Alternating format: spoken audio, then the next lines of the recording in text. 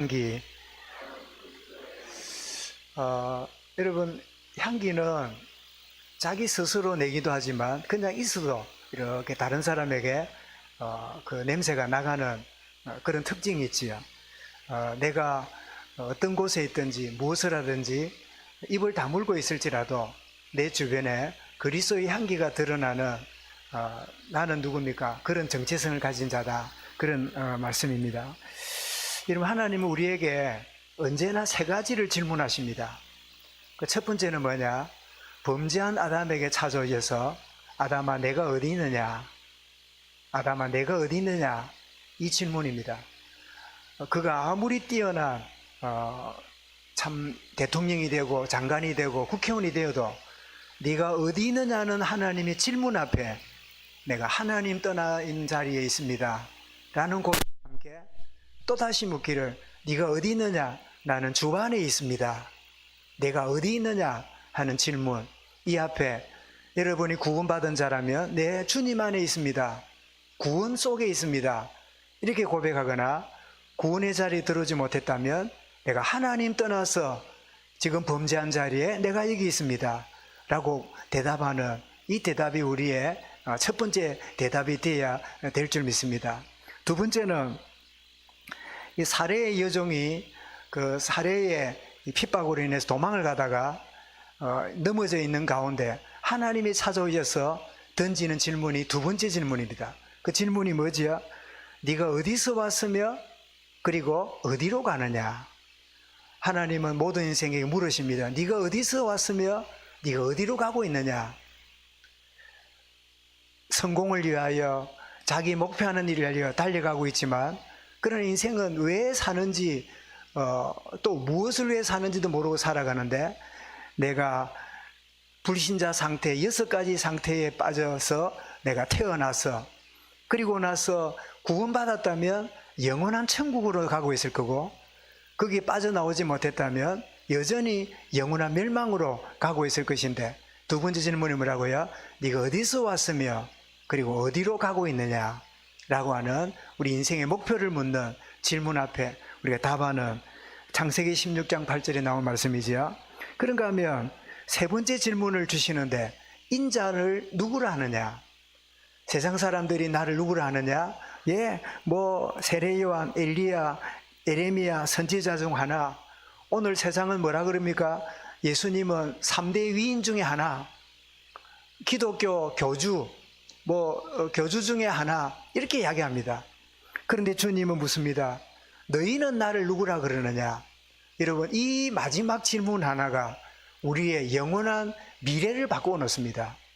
여러분, 인자를 누구라고 말합니까? 베드로는 고백하기를 예수님은 우리가 오랫동안 기다리던 메시아 그리스도시요 살아계신 하나님의 아들이십니다. 여러분, 이 고백이 베드로에게 주어진 주님의 축복의 말씀이 뭐지요? 바요나 시모나 복이 있구나.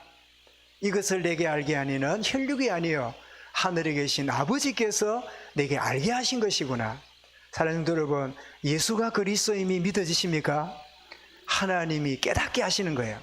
이 은혜를 누린 결과로 예수가 그리스도시고 살아계신 하나님의 아들이십니다. 이 고백이 되어지는 거예요. 이 세 가지 질문 앞에 저희들이 답하는 축복의 그런 생애가 지속될 수 있기 바랍니다. 오늘 본문은 종교재판 자리에서 신문을 받고 사도들이 이제 돌아옵니다. 돌아와서는 교회에 와서 보고를 합니다. 여차여차 이야기를 하니까 그 이야기를 들었던 그 교회가 혹시나 베드로가 그 전에 주님을 부인했던 경험이 있기 때문에 또 그럴 수 있을란가 생각했는데 담대하게 종교재판의 자리에서 예수를 선포하고 돌아왔던 소리를 듣고 그 이야기를 듣자마자 한 마음과 한 뜻이 되어 하나님께 기도하고 새로운 응답 속으로 들어가는, 오히려 핍박과 환난과 여러 가지 억압이 하나님의 성령의 폭발적인 역사를 보게 만드는 이 은혜를 누림을 오늘 성경이 우리에게 말씀하는데, 여러분의 개인적으로 가정적으로 여러분이 펼쳐가는 주변의 모든 일들이 여러 가지 억압과 또 불편함과 어그러짐과 원치 않을 일이 날 때 여러분, 하나님의 성령의 역사가, 삼위 하나님의 보좌의 축복이 여러분을 향하고 있음을 믿으시길 바랍니다. 아, 큰일 났다. 내가 생각하던 대로 되지 않으니까 이게 난리가 났구나. 아, 어쩌다가 이런 일이 자꾸 일어나고 있을까?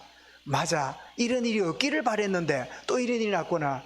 여러분, 그것은 나의 가지고 있는 본성이요 체질이고, 주님, 내가 이와 같은 상을 만나는 거 주님의 계획과 역사가 있음을 내가 압니다. 이때 주여 역사하여 주옵시고, 그리고 나를 주변에 바라보고 있는 수많은 신불신간의 사람들이 나를 바라볼 때 그리스도의 향기가 드러나는 교회가 되게 하여 주옵소서. 오히려 내가 아무 일이 없을 때 무슨 일이 나면 사람들이 주목하지 않을 텐데, 여러 가지 그렇지 않는 상황들이 내게 주어진 가운데 주님이 역사하시면 주님이 일하셨다는 것을 알게 될 것입니다.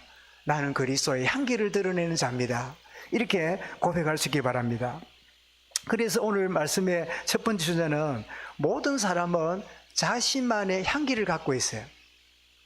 여러분, 이 자리에 또 앉아 계시는데 이 자리에 없는 여러분 친구나 혹은 뭐 단짝이나 뭐 친척이나 이웃이나 친구나를 한번 생각해 보세요. A라는 사람 생각나면, 아, 그 친구는 언제든지 무슨 말이든지 항상 나를 받아주고, 또 내가 조금 말을 실수해도 말을 좋게 받아주는, 참 받아주는 친구야. 이런 느낌이 여러분 A라는 사람에 대해서 여러분 생각이 나잖아요. 그 사람 A라는 사람은 그런 향기를 가진 사람이에요. 근데 B라는 친구를 생각해보면 뭔지 모르게 지적하고 공격하고, 뭔가 이렇게 만나서 이야기를 나누면 뭔가 가시가 있고 뭔가 비판하고 그런 느낌이 있는 B가 있다고 하면, 그 B는 무슨 향기를 가졌지요? 상처를 드러내는 향기를 갖고 있는 거예요.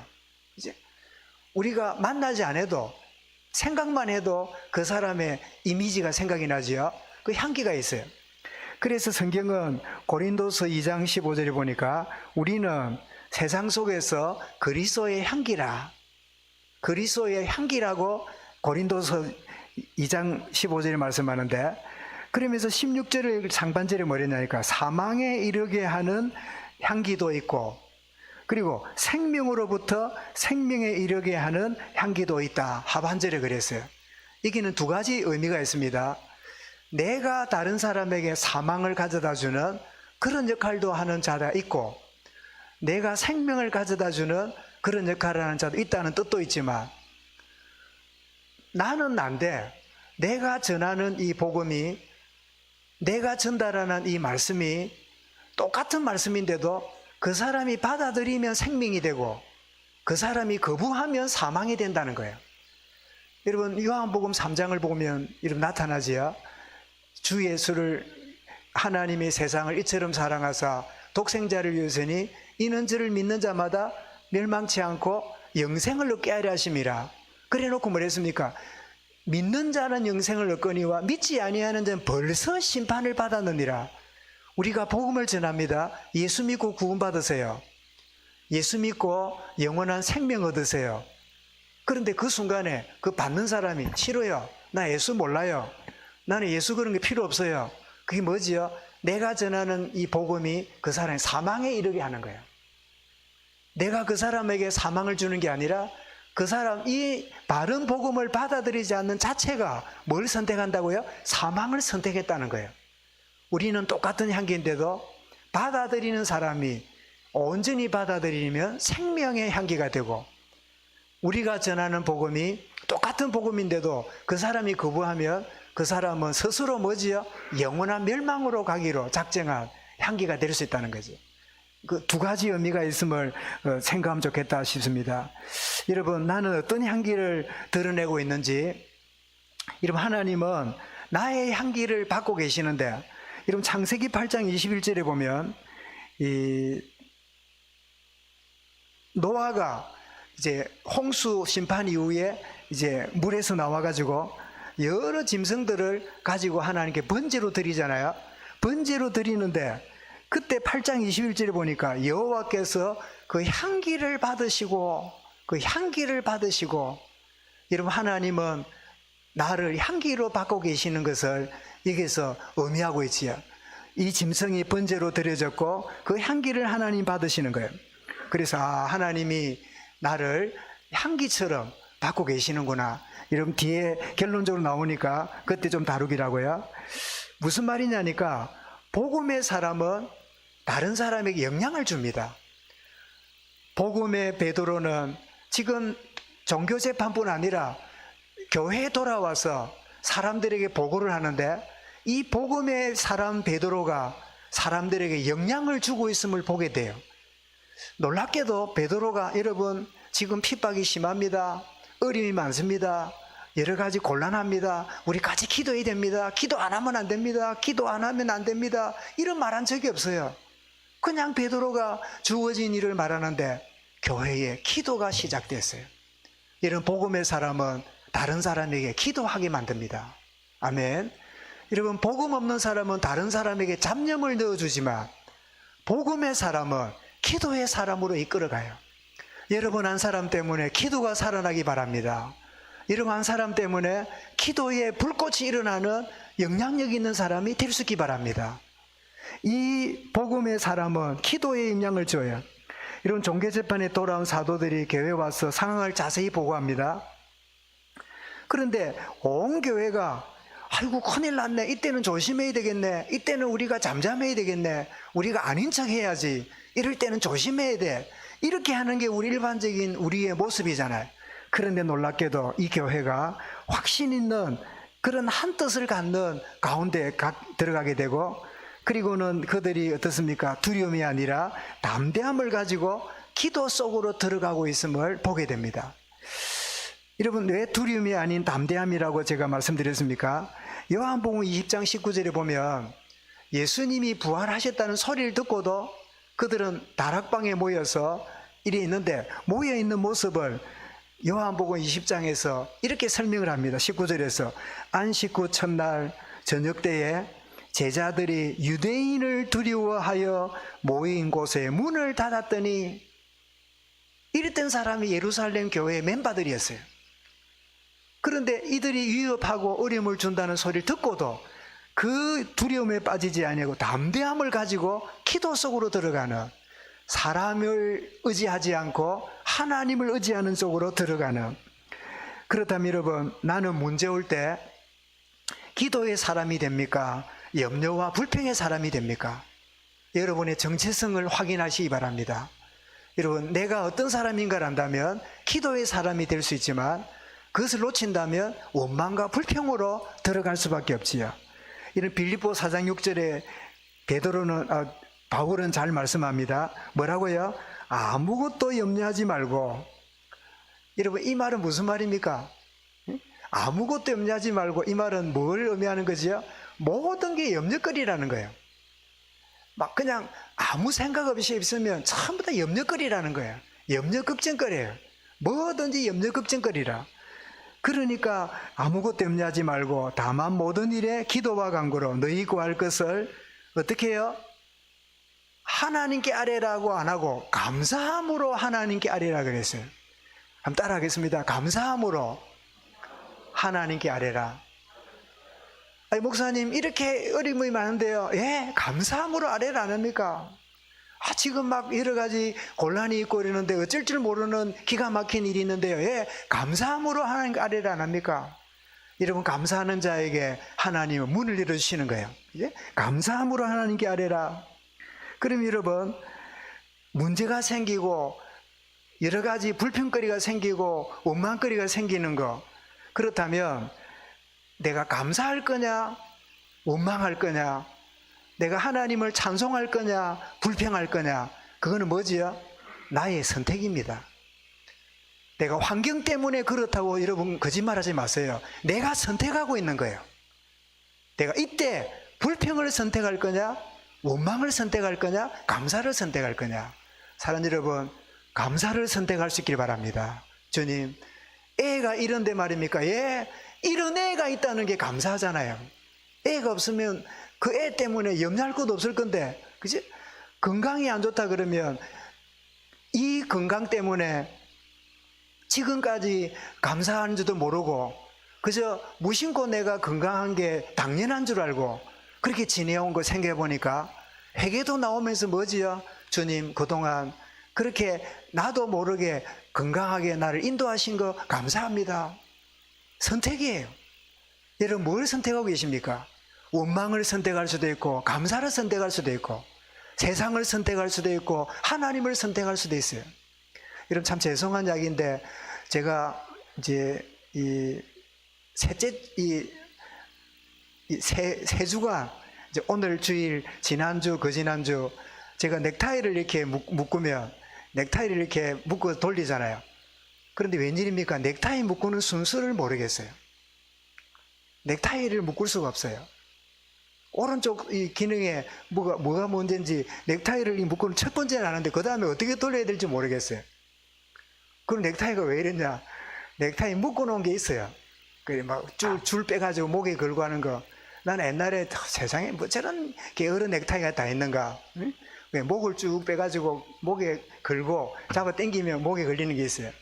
그런데 내가 석 주 동안 넥타이를 묶어 보려고 하다가 내려놓으면서 그 첫 주에는 내가 팔이 왜 이렇게 회복이 빨리 안 될까 하는 그런 불평하는 마음이 있었지만 제 마음속에 주님 감사합니다. 제가 왼손잡이를 했잖아요. 내가 왼손잡이가 되어서 오른손이 안 좋으니까 왼손이라도 쓸 수 있는 게 감사한 일이구나. 여러분, 여러분에게 환경 때문에, 누구 때문에, 뭐 때문에, 무슨 일 때문에 여러분 스스로 속이지 마세요. 나의 선택입니다. 그래, 이런 가운데 불평할 수도 있고, 이런 가운데서 감사를 찾아낼 수 있고, 이런 가운데 누굴 원망할 수도 있고, 이런 가운데 정말 하나님의 뜻을 바라볼 수 있는 선택이다. 나는 선택할 수 있는 그런 정체성으로 선택할 수 있는 의존적인 존재가 아니라 이렇게 세워져 있는 독립적인 존재로 하나님 나를 건져 놓으셨어요.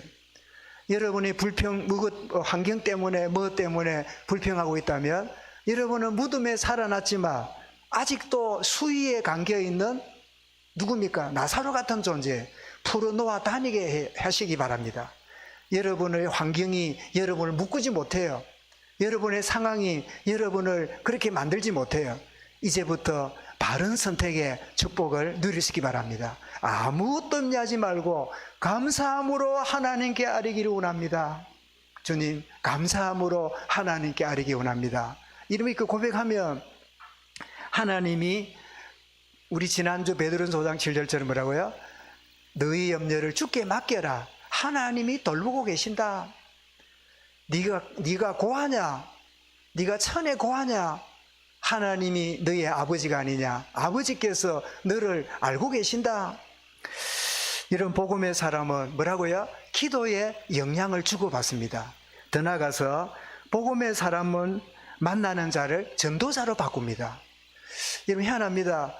이 춤을 좋아하는 사람은요, 만나는 사람 뭐로 만들까요? 춤꾼을 만들겠지요.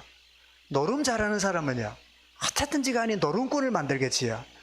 술을 좋아하는 사람은요, 어쨌든 술꾼 만들겠지요. 여러분 부정적인 예를 들고 있습니다만은 하물며 생명의 복음 가진 자는, 생명에 가진 자를 만나는 자는 뭐를 만들까요? 전도자로 만들어 가겠지요. 그래서 여러분 복음 가진 베드로를 말미암아 교회가 기도의 축복 누리고 또 함께 모여서 담대히 복음 전하는 사람으로 영향을 주는 이런 축복을 누리게 되는데, 오늘 보니까 31절에 보니까 모여가 기도했는데 모인 곳이 진동하더니, 여러분 진동한다는 말은 흔들렸다는 말이잖아요. 왜 그냥 기도할 때 응답 주시면 될 건데 모인 곳이 흔들렸을까? 이럴 때 여러분 사람이 이렇게 흔들리게 되면 자아 의지가 없이 흔들림에 자기를 전적으로 맡깁니다. 그죠? 그 흔들리는 거기에 자신을 맡기게 되지요. 여러분 정말 모인 곳이 진동함으로 전적으로 하나님이 개인과 교회와 그 공동체를 붙잡기를 원하심을 느끼게 만드시지요. 여러분 하나님의 흔들림이 진해인 만을 위해 전체에 있기를 바랍니다. 우리 모든 성도의 가정에게 있기를 바랍니다. 제갈 길을 가는 우리의 참 엉뚱한 가운데 있는 후대들과 렘넌트들이 있을지라도 하나님이 진동케 하심으로 그들이 주님 앞에 바로 설 수 있도록 역사하여 주옵소서. 모인 것이 진동하더니, 그리고 뭐라고요? 이게 다라는 말이 나옵니다. 다 성령이 충만하여. 이 말은 한 사람도 빠짐없이 성령 충만인데, 충만이 뭐지요? 충만이란 말은 사로잡혔다는 뜻이에요. 술을 마시는 정도가 아니라 술에 사로잡힌 거예요. 성령에 충만한, 다 성령 충만한, 그리고는 성령 충만한 가운데 그들이 뭐합니까? 담대히 복음을 전하는. 여러분, 예수 이름을 막으려고, 예수 이름을 전하지 못하게 하려고 종교재판은 위협을 하고 공갈을 쳤는데 결과는 뭐지요? 오히려 더 예수쟁이들이 더 담대하게 복음을 전하는 이런 일이 벌어졌는데, 여러분, 이 모습을 한번 그림을 그려보십시오. 하나님 보실 때 통쾌한 일입니까? 괴로운 일입니까?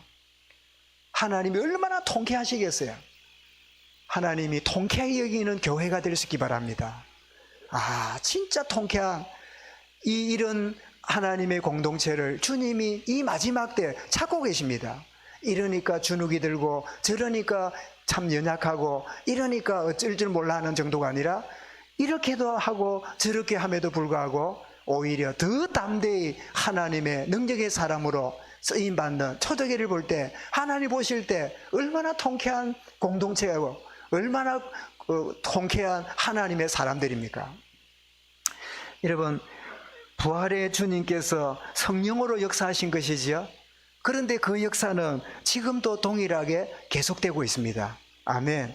히브리 13장 8절에 뭐라고요? 예수 그리스도는 어제나 오늘이나 영원토록 동일하시느니라. 동일하신 하나님의 역사를 오늘도 체험하는 저와 여러분이 될 수 있기 바랍니다. 여러분, 결론적으로 나는 어떤 향기를 나타내고 있습니까? 사실은 이 향기를 내가 낸다고 하면 사실은 틀린 말입니다. 이 향기를 우리에게 주기 위해서 주님이 어떤 일을 하셨지요?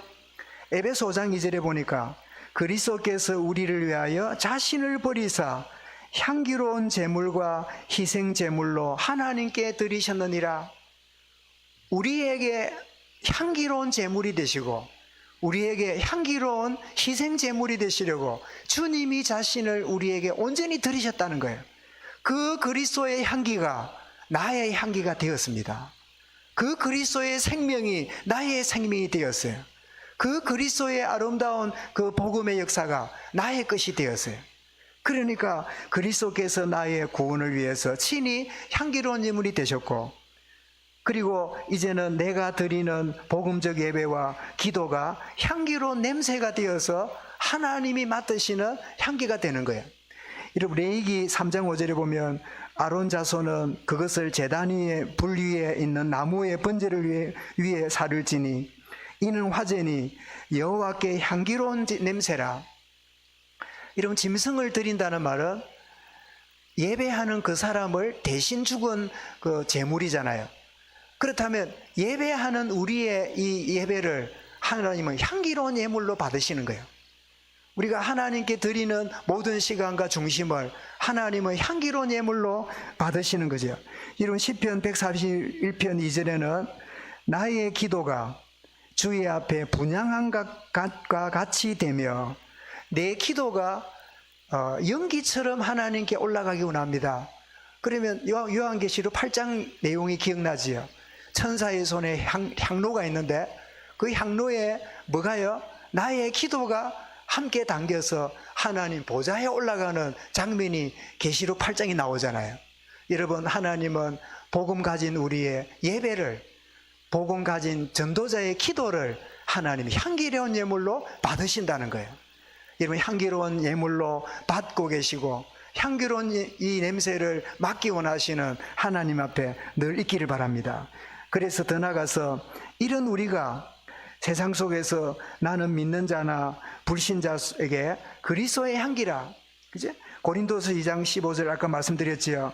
우리는 구원받는 자들에게나 망하는 자들에게나 하나님 앞에서 그리스도의 향기니 항상 우리를 그리스도 안에서 이기게 하시고 우리로 말미암아 각처에서 그리스도를 아는 냄새를 나타내는 하나님께 감사하노라. 마지막으로 이 말씀에는 바울이 그 시대의 문화 배경을 가지고 한 말이에요. 이런 바울이 활동했던 시대가 어느 시대지요? 로마가, 세계 최강 로마가 세계를 지배했던 때지요. 자, 로마가 어느 지역에 적군을 쳐부수기 위해서 장군이 갑니다. 장군이 가서 다 승리하고 적장과 또 그리고 이 보물들을 가지고 이제 돌아옵니다. 돌아오면 제일 앞에 백성들이 알 수 있도록 제일 앞에 있는 사람이 향기 나는 향기를 들고 온다 그래요.